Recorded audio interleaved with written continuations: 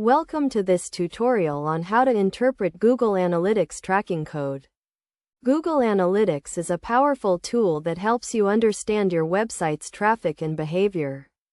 The tracking code is the foundation of Google Analytics, and understanding how to interpret it is crucial for making data-driven decisions. First, let's start with the basics. The Google Analytics tracking code is a small piece of JavaScript code that you place on your website. This code sends data to Google Analytics every time a user interacts with your website.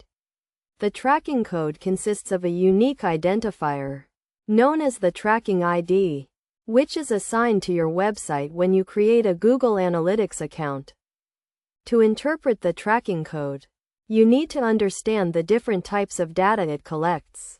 The tracking code collects data on page views, sessions, bounce rates, and conversion rates. Page views refer to the number of times a user views a page on your website. Sessions refer to the number of times a user interacts with your website. And bounce rates refer to the percentage of users who leave your website without taking any further action. One of the key concepts in Google Analytics is the concept of events. Events refer to specific actions that users take on your website, such as filling out a form or clicking on a button. The tracking code allows you to track these events and understand how users are interacting with your website.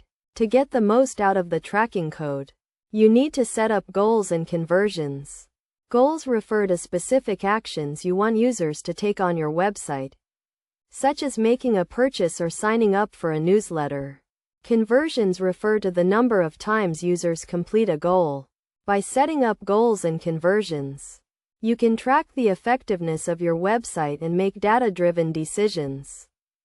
In terms of best practices, it's essential to ensure that the tracking code is installed correctly on your website.